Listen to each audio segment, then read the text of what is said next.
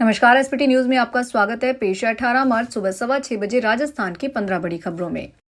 देश की सर्वोच्च अदालत सुप्रीम कोर्ट ने गोद लेने वाली महिलाओं के अधिकारों को लेकर एक महत्वपूर्ण और दूरगामी फैसला सुनाया है।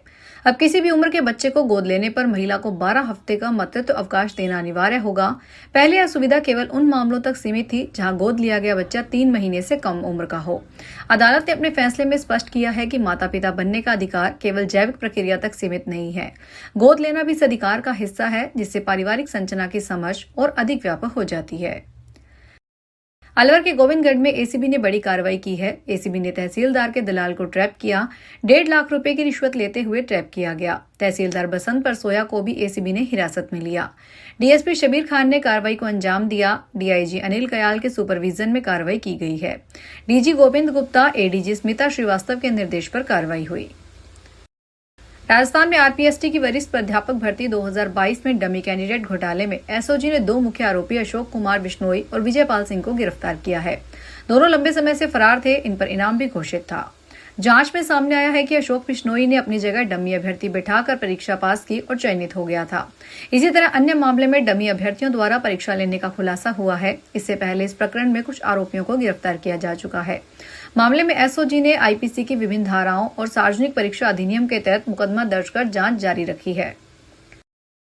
राजस्थान के पशुपालकों के लिए राज्य सरकार ने बड़ा कदम उठाया है। खुरपका मुंहपका रोग नियंत्रण कार्यक्रम 7वें चरण की शुरुआत हो गई है। इसके तहत प्रदेश भर के 2 करोड़ 23 लाख से अधिक दुधारू पशुओं का लक्ष्य रखा गया है। इसकी शुरुआत जयपुर के पास बगरू स्थित रामदेव गौशाला से की गई। पशुपालन मंत्री जोराराम कुमावत ने बताया कि जिले में 2 करोड़ 23 लाख गायों भैंसों का टीकाकरण किया जाएगा। टीकाकरण अभियान के अंतर्गत पशुपालन विभाग के कर्मचारी घर घर जाकर पशुओं का टीकाकरण करेंगे, ताकि अधिक से अधिक पशुओं को टीका लगाया जा सके। पशुपालन विभाग के निदेशक सुदेश मीना ने बताया कि खुरपका मुंहपका एक गंभीर बीमारी है। इससे पशुओं की उत्पादकता प्रभावित होती है। राजस्थान में शिक्षा विभाग ने नए शिक्षा सत्र से सरकारी स्कूलों में शैक्षणिक कार्य सुचारू रूप से सुनिश्चित करने के लिए कड़े कदम उठाए हैं। अब राजस्थान लोक सेवा आयोग तथा राजस्थान कर्मचारी चयन बोर्ड की परीक्षाओं को छोड़कर अन्य किसी प्रकार की परीक्षा सरकारी स्कूलों में आयोजित नहीं की जाएगी। यदि कोई परीक्षा करानी होगी तो पहले निदेशालय से इसकी अनुमति लेना आवश्यक होगा। शिक्षा विभाग की मंशा है कि विद्यार्थियों की पढ़ाई में किसी भी प्रकार का व्यवधान उत्पन्न न हो। राजस्थान गवर्नमेंट हेल्थ स्कीम में लगातार मिल रही गड़बड़ी को देखते हुए Rajasthan state health insurance agency ने इसे इंटीग्रेटेड हेल्थ मैनेजमेंट सिस्टम से प्रदेश के हर सरकारी हॉस्पिटल जोड़ने का निर्णय किया है। अब ये सिस्टम प्रदेश के कुछ बड़े हॉस्पिटल में भी जुड़ा हुआ है। इसके पीछे कारण पीएचसी, सीएचसी, जिला हॉस्पिटल, सैटेलाइट या मेडिकल कॉलेज से अटैच हॉस्पिटलों की पर्चियों से दवाइयों की खरीद और जांचों की भी गड़बड़ी को रोकना है। Rajasthan state health insurance agency के सीईओ हरजीलाल अटल ने हाल ही में एक पत्र सूचना प्रौद्योगिकी और संचार विभाग को लिखा है, जिसे प्रदेश के हर सरकारी हॉस्पिटल में इन दोनों पोर्टल को इंटीग्रेटेड करने के लिए कहा गया है। राजस्थान के कोटा जिले में शिक्षा और पंचायती राज मंत्री मदन दिलावर ने अपनी जन हिताय जन सुखाय पदयात्रा के अंतिम दिन एक अनोखी पहल के जरिए ग्रामीणों को नशा मुक्ति का संदेश दिया। ग्राम पंचायत बोराबास के गांव भैरूपुरा में आयोजित चौपाल के दौरान मंत्री ने विकास कार्यों के बदले शराब छोड़ने की शर्त रख दी, जिससे पूरे इलाके में चर्चा पैदा कर दी। शराब पर सख्त चेतावनी भी दी कि मंत्री दिलावर ने साफ शब्दों में चेतावनी दी है कि यदि गांव में किसी ने फिर से शराब पीना शुरू किया तो विकास कार्यों के लिए दी जाने वाली राशि रोक दी जाएगी। उन्होंने ग्रामीणों से अपने वादे पर अडिग रहने की अपील करते हुए कहा कि यह सिर्फ शपथ नहीं बल्कि गांव के भविष्य का सवाल है। गांव के विकास के लिए 80 लाख रुपए की घोषणा शपथ पत्र के बाद मंत्री ने गांव के विकास कार्यों के लिए कुल 80 लाख रुपए देने की घोषणा की। सिरोही जिले में शिवगंज तहसील के पोसलिया कस्बे में मंगलवार दोपहर सरकारी स्कूल के पीछे स्थित बाबा रामदेव मंडप हाउस के गोदाम में भीषण आग लग गई। सूचना मिलते ही अग्निशमन वाहन और पोसालिया पुलिस मौके पर पहुंचे। करीब आधे घंटे की मशक्कत के बाद आग पर काबू पाया जा सका। आग इतनी भीषण थी कि आसपास के क्षेत्र में अफरा तफरी मच गई। दमकल कर्मियों ने कड़ी मशक्कत कर आग बुझाई, लेकिन तब तक गोदाम में रखा काफी सामान जलकर खाक हो चुका था। घटना की जानकारी मिलने पर पोसानिया पुलिस के साथ शिवगंज तहसीलदार और संबंधित पटवारी भी मौके पर पहुंचे और स्थिति का जायजा लिया।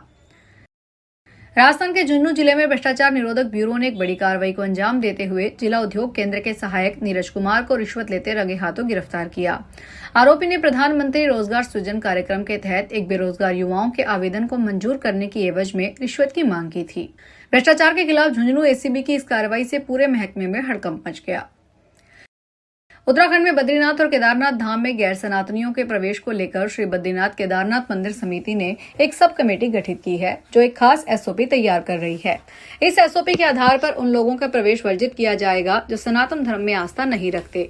इसी दौरान जब उनसे पूछा गया कि क्या बॉलीवुड एक्ट्रेस सारा अली खान को भी केदारनाथ में एंट्री नहीं मिलेगी, तो इसका जवाब देते हुए उन्होंने कहा, केदारनाथ में एंट्री के लिए सारा अली खान को पहले एफिडेविट देकर यह बताना होगा कि उनकी सनातन धर्म में आस्था है। राजस्थान दिवस के अवसर पर 18 मार्च को गोगामेडी स्थित श्री गोगाजी मंदिर में विशेष आरती और महाआरती का आयोजन किया जाएगा। यह कार्यक्रम राज्य सरकार के निर्देशानुसार राजकीय आत्मनिर्भर मंदिर में संपन्न होगा। हनुमानगढ़ के राजकीय आत्मनिर्भर मंदिर में श्री गोगाजी गोगामेडी में शाम 7 बजे विशेष महाआरती की जाएगी। इस दौरान दीपदान, आकर्षक रोशनी और पुष्प सजावट के साथ भव्य आयोजन होगा। मिट्टी के दीपकों से दीपदान कर मंदिरों को सजाया जाएगा। राजस्थान में एक बार फिर मौसम करवट लेगा। 18 से 20 मार्च के बीच एक नया पश्चिमी विक्षोभ के प्रभाव से राज्य के कई जिलों में तेज आंधी, मेघ गर्जन, बारिश और कुछ स्थानों पर ओलावृष्टि होने की संभावना है। मौसम विभाग के मुताबिक 18 मार्च को दक्षिण पश्चिमी राजस्थान और आसपास के क्षेत्रों के ऊपर एक परिसंचरण तंत्र बनने की प्रबल संभावना है। इसके असर से मौसम अचानक बदलेगा। खासकर जोधपुर, बीकानेर संभाग और शेखावटी क्षेत्र के जिलों में कहीं कहीं हल्की बारिश के साथ मेघ गर्जन और तेज हवाएं चल सकती है, जबकि अन्य क्षेत्रों में मौसम सामान्यतः शुष्क बना रहेगा। राष्ट्रीय शैक्षणिक अनुसंधान और प्रशिक्षण परिषद की 8वीं कक्षा की सामाजिक विज्ञान की किताब में छपे नक्शे को अब हटाने का फैसला किया गया है। इसमें बीकानेर, बूंदी और जैसलमेर को मराठा एम्पायर के रूप में दिखाया गया था। इसे लेकर जैसलमेर पूर्व राज परिवार के सदस्य विक्रम सिंह नाचना, उदयपुर पूर्व राज परिवार सदस्य विश्वराज सिंह और राजसमंद एमपी महिला कुमारी ने आपत्ति जताई थी। अगले एडिशन में बुक में ये नक्शा नहीं दिखाई देगा। इसके बाद जैसलमेर के पूर्व राज परिवार के सदस्य विक्रम सिंह नाचना ने कहा कि ये हमारी पहचान का प्रश्न है। आगे से ऐसे किसी भी तथ्य को छापने से पहले एक्सपर्ट की राय जरूर लें। नेपाल में मंगलवार को सुदूर पश्चिम प्रांत में भूकंप के हल्के झटके महसूस किए गए। राष्ट्रीय भूकंप निगरानी और अनुसंधान केंद्र के अनुसार इस भूकंप की तीव्रता 4 मापी गई। भूकंप का केंद्र दारचूला जिले के सितोला क्षेत्र में था और यह सुबह करीब 10-12 बजे महसूस किया गया। झटके के बाद स्थानीय लोगों में कुछ देर के लिए घबराहट देखी गई, लेकिन किसी तरह के जान माल के नुकसान की कोई सूचना सामने नहीं आई है। विशेषज्ञों का कहना है कि नेपाल दुनिया के सबसे सक्रिय भूकंपीय क्षेत्रों में आता है। बीकानेर शहर के लक्ष्मीनाथ घाटी इलाके में मंगलवार सुबह उस समय अफरा तफरी मच गई जब पेयजल आपूर्ति की 14 इंच की मुख्य पाइपलाइन अचानक फट गई। देखते ही देखते सड़कों पर पानी का तेज बहाव शुरू हो गया और हालात नदी जैसे बन गए। पाइपलाइन फूटने से आसपास की गलियां मिनी नदी में तब्दील हो गई। तेज बहाव के कारण पानी कई घरों के अंदर तक घुस गया, जिससे घरेलू सामान भी भीग गया और लोगों को भारी परेशानी का सामना करना पड़ा। सुबह के समय अचानक हुए इस घटनाक्रम से लोग संभल भी नहीं पाए। स्थानीय लोगों के अनुसार कुछ ही मिनटों में पूरा इलाका पानी से भर गया और हालात बाढ़ जैसे नजर आने लगे। तो ये थी राजस्थान की 15 बड़ी खबरें। अगर आपको हमारा बुलेटिन पसंद आया हो तो वीडियो को लाइक करें, अपने दोस्तों से शेयर करें और चैनल को सब्सक्राइब करना ना भूलें।